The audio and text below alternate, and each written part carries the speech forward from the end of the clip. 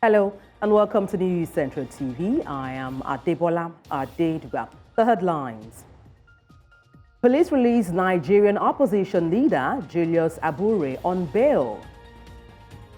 Shaibu Ighodalo orders Jostle for PDP delegates vote as PDP Edo Primaries holds today. Ex-militias agree to leave capital after clashes. And details shortly.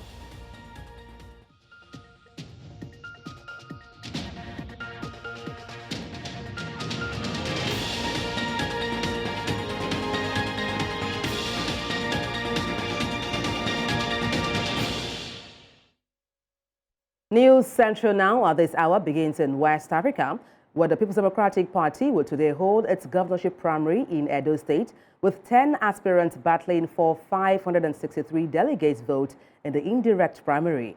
The exercise will be held at Samuel Ogbemudia Stadium in Benin City. The 10 PDP aspirants include Edo State Deputy Governor Shaibu, a former chairman of Sterling Bank, Asue Ighodalo, and Blessing Igbinedion, daughter of Esama of Benin Kingdom, Chief Gabriel Igbinedion. The Edo State PDP Chairman, Aziegbemi, said the party was ready to conduct a free, fair, and credible primary election that will be a reference for future primary elections in the country. Meanwhile, the Edo State Police Command described last Saturday's delegate primary election of the All Progressive Congress APC as an eye-opener, saying it would no longer treat such election as a party affair.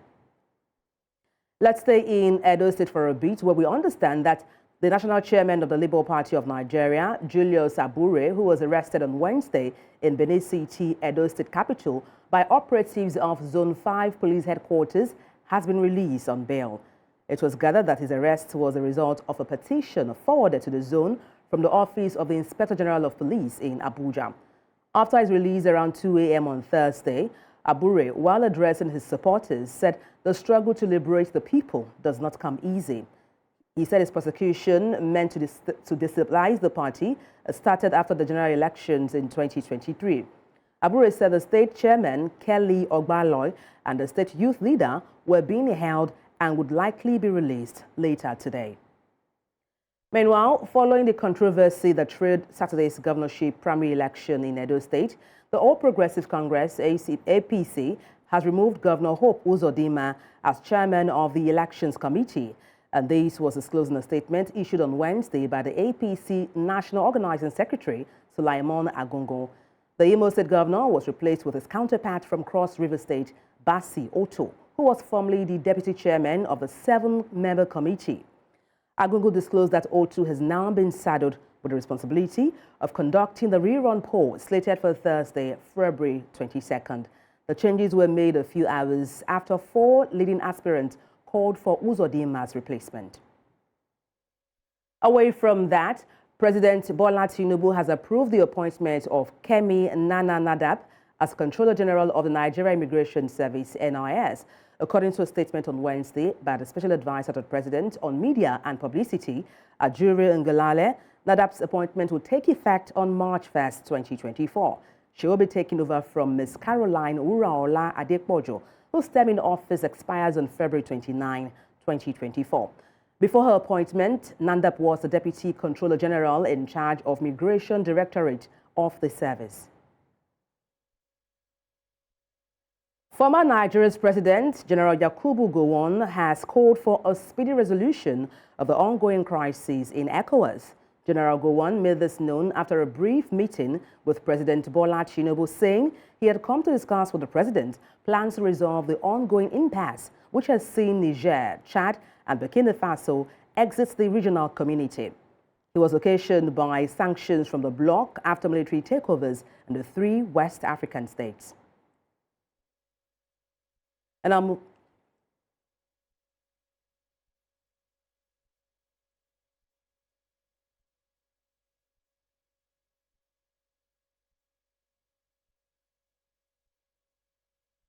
Nigeria's parliament has frowned at attempts to increase electricity tariff by removing subsidy on electricity. Now, this followed a heated debate during plenary where lawmakers described the attempt as insensitive. Amadine Uyi reports.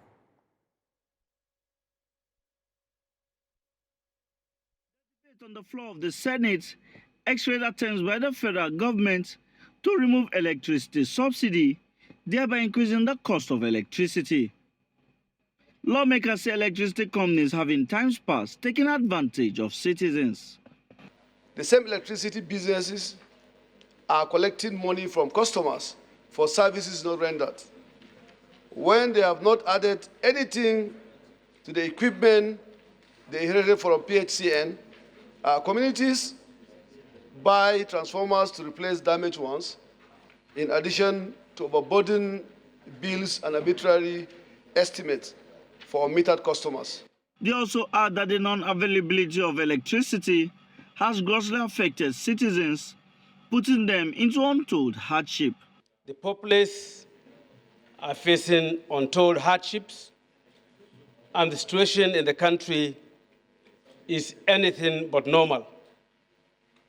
And removal of any subsidy, not to talk of electricity subsidy, will be more than adding petrol to fire.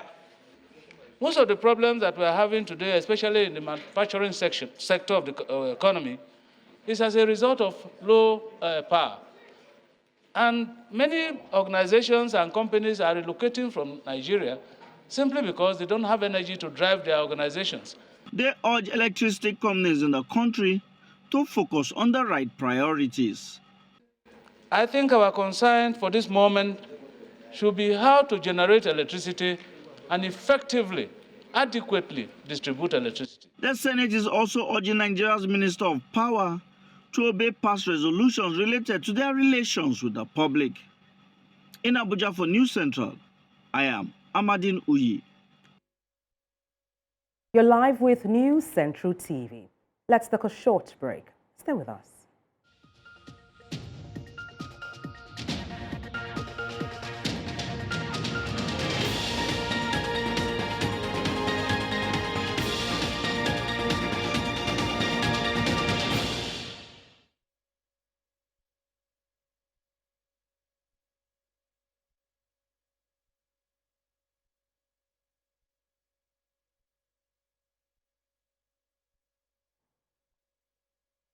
Mr. Ogbaloi.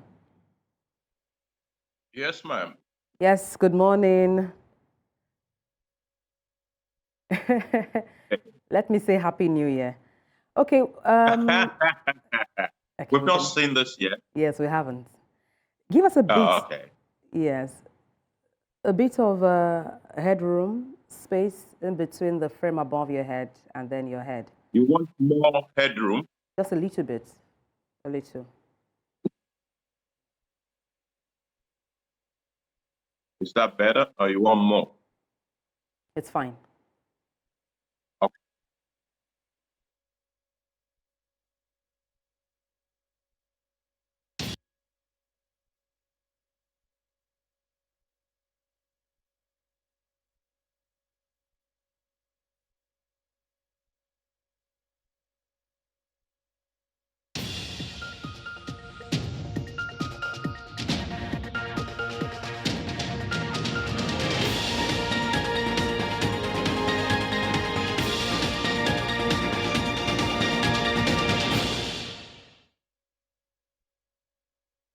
Thank you for staying tuned.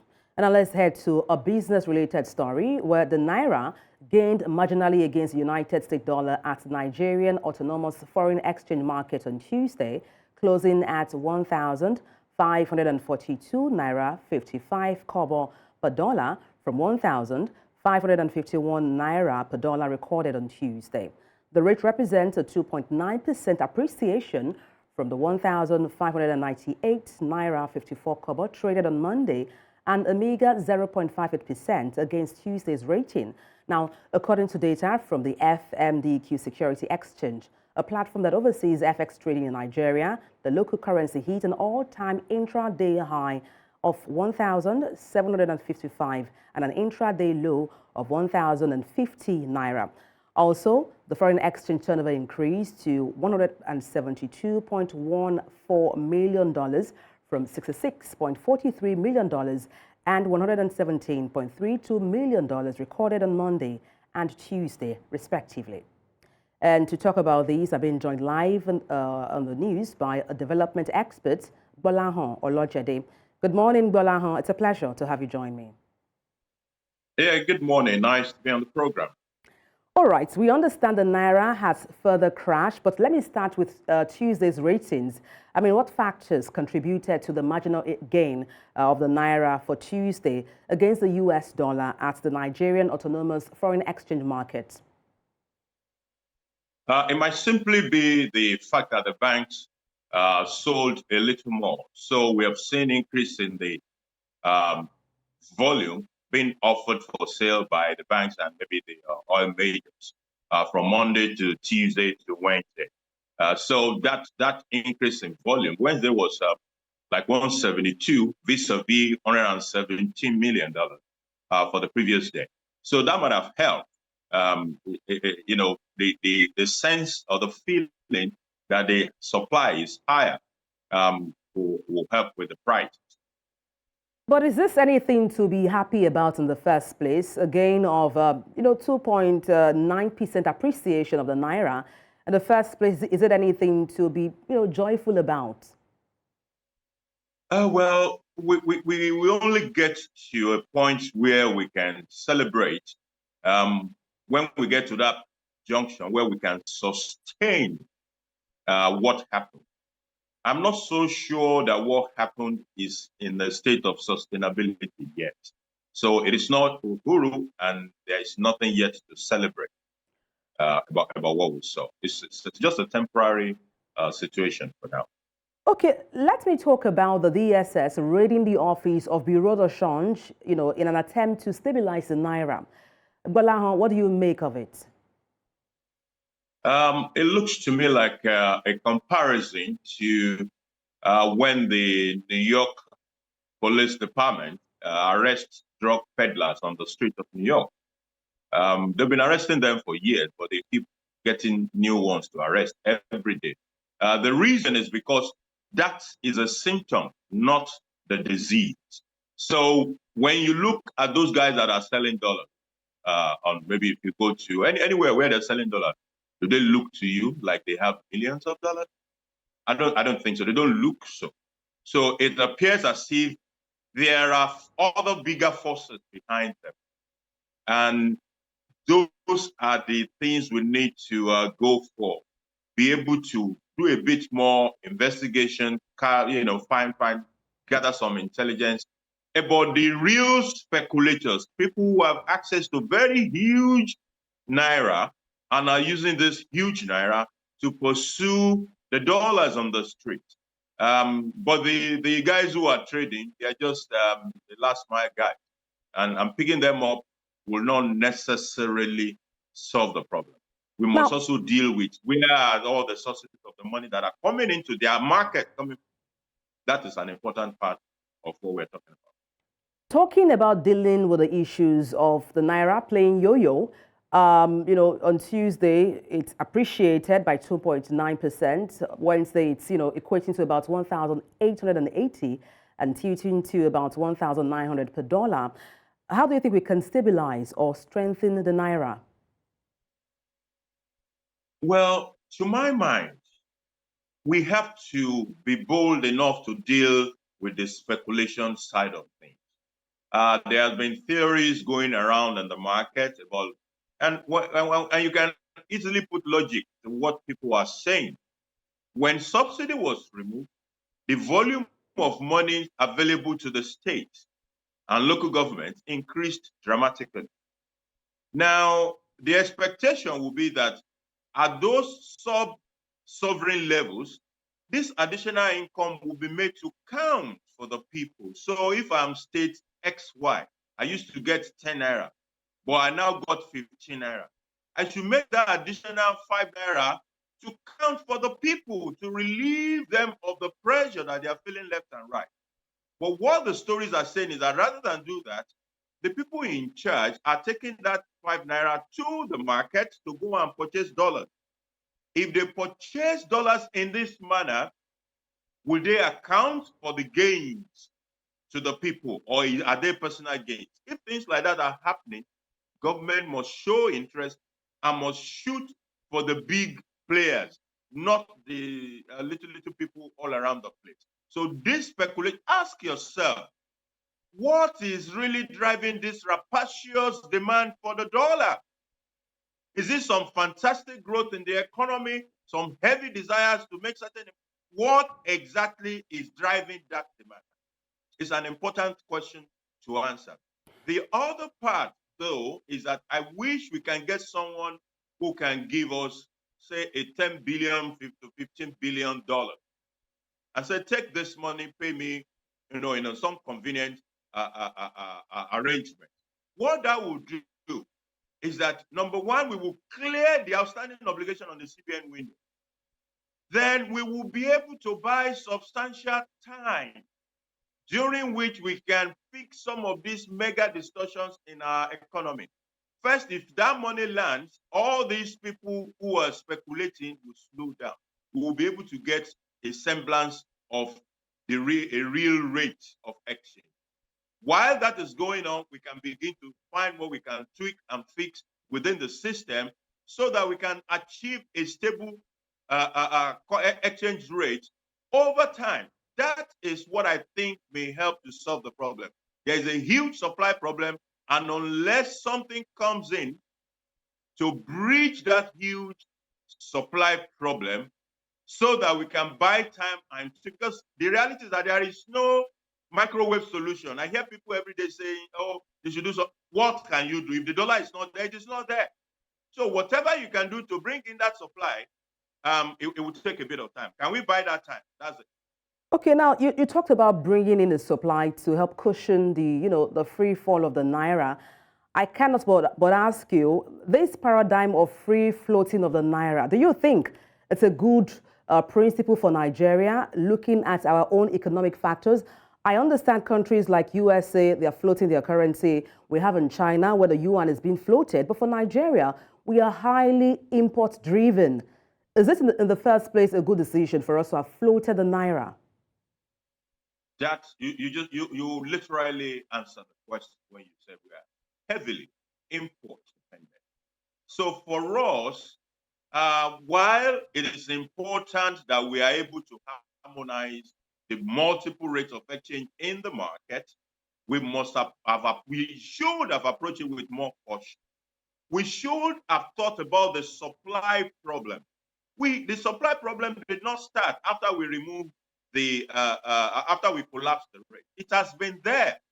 So a fundamental question we should have answered before the collapse of the multiple rate is, how do we fix this supply problem? Not a post-policy issue. Now, we've taken that step already anyway. There is no going back. We don't even have a way of going back anyway. So it is now for us to face the reality of what is on ground. We've taken a step to collapse the rates without thinking through the supply issue. So here we are, the supply issue is there, and it is leading us down the slope.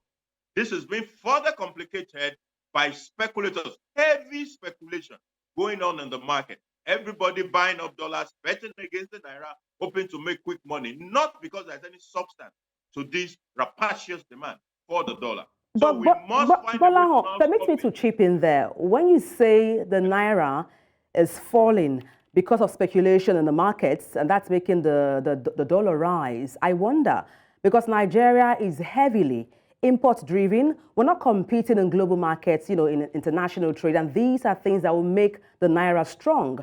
So when you say speculation is driving the crashing of the Naira, is that the only factor? That cannot be the only factor. But it is right there. And when you are curing the problem, you must also cure that part of it. I'm in the finance space, and every day I know how many people are talking to me about buying dollars. I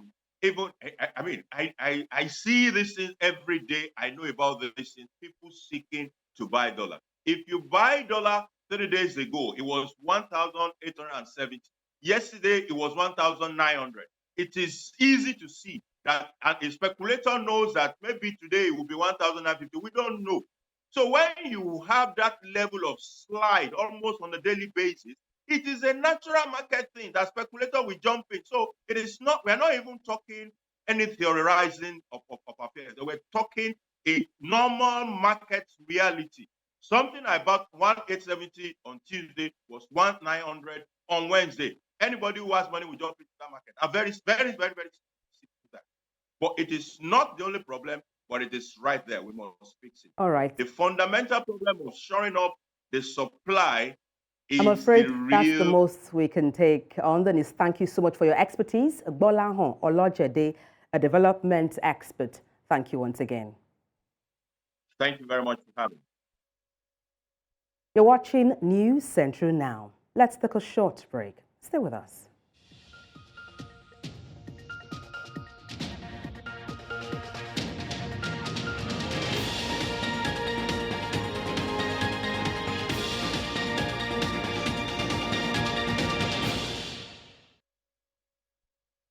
Stakeholders in the nation's anti-corruption sector have called for intelligence sharing among agencies saddled with responsibilities of tackling cross-border crimes, including terrorist financing, proliferation of small arms and light weapons, as well as money laundering. According to some of them who spoke in the nation's capital, Abuja, at the official presentation of a working document aimed at ending these menaces. Marvelous Obomano has details. Between 2007 and 2019, terrorism cost Nigeria's economy approximately $142 billion. This, many believe, is the reason the battle against money laundering, countering terrorism financing, as well as countering the proliferation of small arms and light weapons should be taken more seriously. One of the challenges Nigeria is being faced with today is insecurity, and the system that fuels it is the opacity in moving around funds gotten through illegal means, which is used for money laundering, financing terrorists, and buying of arms and weapons. According to stakeholders here, this strategy being launched will help in reducing these crimes to the barest minimum. The strategy we are launching today is, in a common man's language, is an agreement on the way that all of government and all of its agencies in Nigeria can work together to make sure that we tighten the rope on the neck of those who think they can move illicit money, illegal money, criminal money, anyhow. In the Financial Intelligence Unit, we have a dedicated department we created that is in charge of virtual asset and cyber intelligence, all transactions related to crowdfunding, all transactions related to use of cryptocurrencies and new payment services, so that we want to ensure that all these platforms are not used to launder money or finance terrorism in Nigeria. Most of these crimes actually are also cross-border. So sometimes we also require international helps so that people who are our neighbors or where people have committed these crimes, they help us to track, to trace, and to get these things, nipped at the bud. According to financial intelligence experts, those in the real estate business, bureau de change, religious institutions, and non-governmental organizations are used as conduits to perpetrate this act. As a real estate developer, you are supposed to send suspicious transactions to the Nigerian Financial Intelligence Unit. As somebody who is a car dealer, or somebody who is a jewel seller, or whatever thing you do, you are responsible, mandated by the law, to send this report to the FIU. There is a system that fuels the insecurity in the country, and that system is the opacity around moving of illicit funds. Terrorism financing, money laundering, and proliferation of small arms and light weapons are regarded as cross-border crimes. Experts say to effectively end these, there is a need to form a partnership and share intelligence information between partners to help in timely tracking and curbing of the menace. In Abuja for News Central, Marvelous Obomano. The Minister of Nigeria's Federal Capital Territory, Nyesom Wike, has assured residents of the capital's satellite communities of government resolve to upgrade infrastructure in their areas. And Wike made this known during the flagging off of road construction at Saburi 1 and 2 communities located at the Jigawa district of Abuja. He says government is committed to bringing back hope to citizens despite the hardship being faced in the country. Amadine Uyi reports. The Saburi 1 and 2 roads are located in Jigawa district under the Abuja Municipal Area Council. The roads, known to be notoriously bad, especially during the rainy season, have been begging for a facelift for many years. However, the light has come to the community as the FCT administration has flagged a 5-kilometer construction of the road to ease transportation for residents of the community. The tough and terrible encounter they have seen and experienced, especially in rainy season, has always made them doubt if Saburi is part of FCT. Today is the flag off of the construction of a 5-kilometer temporary access road to Saburi 1 and 2 communities, from Honest to Old Kefi Road and near the International Market within Amak. The scope of works consists of construction of 5-kilometer asphalt concrete finished road on 8-meter carriageway, which also includes the following: site clearance and earthworks, reinforced concrete pipe and box covers of various sizes, reinforced concrete U-channel line drains, 150 mm thick crushed stone-based cars. The FCT Minister Nyesom Wike, during the flagging off ceremony, says that the roads are targeted for residents living in the satellite communities of the capital. It is not only where the elites are living, also where the poor ones are, so that we'll be able to reduce the level of insecurity and be able to make economic activities to thrive, and also help our farmers to bring in their goods. He assured them of President Bola Tinubu's commitment to reaching out to all Nigerians, irrespective of class and social status. Mr. President has told me to tell you that what we are doing, we are not doing you a favor. You are entitled to it. It is our responsibility to do it. So we are not doing anything that's extraordinary. Because you remember, when Mr. President was campaigning, he was campaigning on the mandate of renewed hope. The minister called for patience from citizens, assuring them of government's resolve to tackling challenges affecting the country. In Abuja for News Central, I am Amadine Uyi.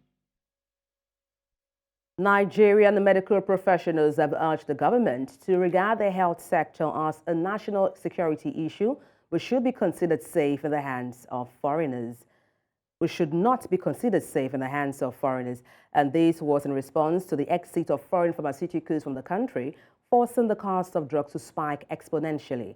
News Central's Adeshewad Odushoga has details. The recent rampant rise in the cost of drugs and other pharmaceutical consumables in Nigeria has been attributed to the exit of GlaxoSmithKline, one of the biggest foreign pharmaceutical companies in the country, in August 2023. To cut costs, many patients are now skipping their drugs or seeking the most price-friendly brand on the market. This was according to a pharmacist and a drug retailer who spoke with News Central TV under anonymity. It's a case of demand being more than supply. So everybody's hustling after the forex to bring in products, and it's not there. So at the end of the day, the landing cost is like ×3. It's not just the pharmacists who are having a tough time watching their patients struggle with their daily dosage. Doctors say some patients even risk kidney failure for resorting to unlicensed herbal alternatives for their medications. They alter the doses, and for a patient who is on antihypertensive drugs, instead of taking it twice a day, he might just measure the BP, and if the BP is normal, he will not take it, only for the BP to rise much later. With the exit of the foreign pharmaceuticals, there have been talks about how the Nigerian healthcare services must be safeguarded as a national security and to encourage local production of drugs. To improve the local production in the pharmaceutical sector in Nigeria, it requires a multifaceted approach, and these key steps must be taken from the improvement of infrastructure, human resource development, research and development, access to finance, regulatory reforms, collaborations with international pharmaceutical companies. What Nigeria needs to do is to look at the health sector generally as national security. And once we look at that from that point of view, that means it must be almost indigenous. While many have predicted that the exit of the pharmaceutical company could reduce people's access to safe and potent medications, others urge that it should lead to the creation of an enabling environment for local manufacturers of drugs to thrive and reduce reliance on drug importation. In Lagos, for News Central, Adeshewa Odushoga.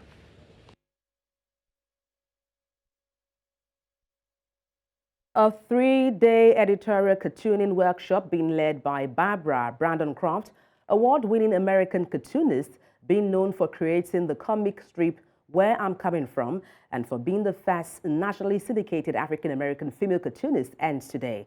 With the ability to distill news and opinion into a caricature, cartoons present accessible and instant commentary as well as analysis of current affairs. Bettina Unweli has details. During its 15-year run, Barbara Brandon Croft's comic strip, Where I'm Coming From, appeared in over 65 newspapers across the United States of America and Canada, as well as Jamaica, South Africa, and Barbados. Her comics are in the permanent collection of the Library of Congress.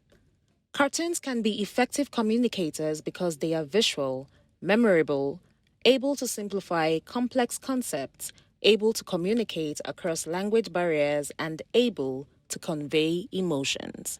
So for us, it really is the importance of having Barbara come from the United States and share her experience. But also what I've heard from many of the participants here today is that we've created an environment in which that cartoonists, celebrated cartoonists from around Nigeria can come and convene. We have to find a way to call people into account. We need to speak about corruption. We need to hold up a mirror to all that's wrong in the world. And I think cartoons have a way of doing that in a more palpable way. You know, it's like people can look at a cartoon and not be scared or offended, and they can read it with brevity and see what we're talking about. The only challenge is producing political cartoons in an African country. Is usually a hostile environment because most governments don't enjoy being criticized. The closing event featured a panel discussion featuring some of Nigeria's leading animators, comic artists, cartoonists, illustrators, caricaturists, and visual storytellers. As a cartoonist, how to caution, we have to be very careful in terms of libel, in terms of what we draw. You know, as a cartoonist, we have the liberty to do whatsoever we want to do. But while doing that, you have to be very careful. I didn't understand what was going on, but at the long run, I got to understand that cartooning is actually a way of expressing yourself, what you have in mind, and you can express yourself. You can express what is going on also. In a time when journalism is constantly evolving, political cartoons have remained a timeless method of political commentary. In Lagos, for News Central, Bettina Unwili. We head to North, where Libya's Interior Minister, Imad Trabelsi, says armed groups in Tripoli have agreed to leave the Libyan capital and to be replaced with regular forces. And this comes after a spate of deadly clashes. Imad Trabelsi, a member of Libya's internationally recognized government, disclosed these at a press conference. The deal will see the General Security Force, the Special Deterrence Force, which controls the east of Tripoli, Brigade 444 in southern Tripoli, and Brigade 111, attached to the General Staff, quit the capital. The decision also concerns the Stability Support Authority, a group based in the neighborhood of Abu Salam, where 10 people were killed at the weekend, including SSA members. Now, this group evolved after the 2011 overthrow of longtime dictator Muammar Gaddafi in a NATO-backed uprising. وصلنا لبعض الاتفاقات والمشاورات من شهر. احنا نتواصل مع اللجنة الأمنية في العاصمة طرابلس. سيتم إخلاء العاصمة طرابلس في الفترة القادمة. طبعا لا أعرف ستكون قبل رمضان أو في رمضان، أعتقد أقصى شيء بعد رمضان.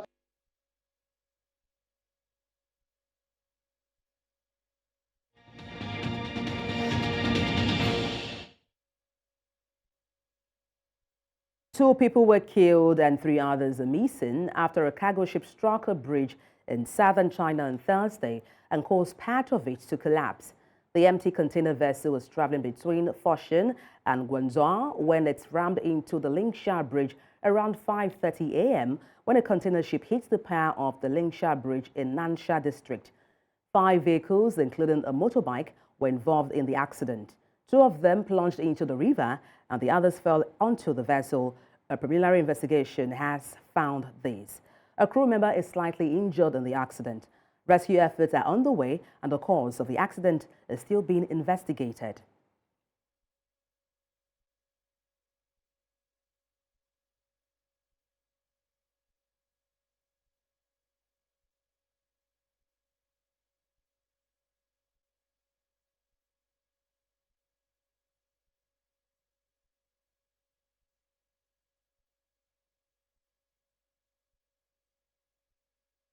You're watching News Central now. Let's take a short break. Stay with us.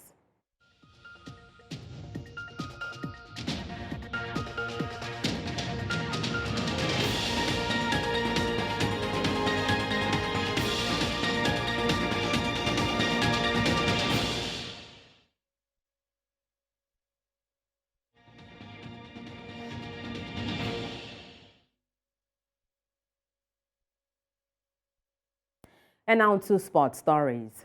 The Nigeria senior men's basketball team, the Tigers, will not participate in the FIBA Afro-Basket qualifiers that begins in Tunisia on Friday. According to a press statement issued on Wednesday night by the Nigeria Basketball Federation, NBBF, lack of funds to prepare the team for the tournament was the chief reason for the team's withdrawal. The Nigeria Basketball Federation cited the Federal Ministry of Sport Development's failure to provide necessary funds as a reason for the withdrawal. Now, this is embarrassing and disappointing situation comes on the heels of the recent heroic treatment accorded Nigeria's senior football team, the Super Eagles, for finishing second at the Africa Cup of Nations. The NBBF highlighted recurrent financial constraints affecting both the men's and women's national basketball teams. The NBFF appealed for understanding from basketball enthusiasts amidst economic challenges. African Games champion Chukwuebuka Enekwechi has set a new Indo-African record in shot put and also beat the Paris 2024 Olympics qualifying mark after landing a massive 21.63 meter at a meeting in Czech Republic. He broke the 13-year-old African indoor record of 21.47 meter, which was set by Janus Roberts of South Africa in 2001. He finished second in the event behind New Zealand's Tom Walsh, who reached a mark of 21.96 meter. It was also a new personal best for Enekwechi, who produces best in the event by going over 21 meter on every attempt. His previous best output was 21.80 meter, which he posted at Luxembourg in 2019. Victor Osimhen made a special return to action for Napoli on Wednesday after his goal gave the Italian champions a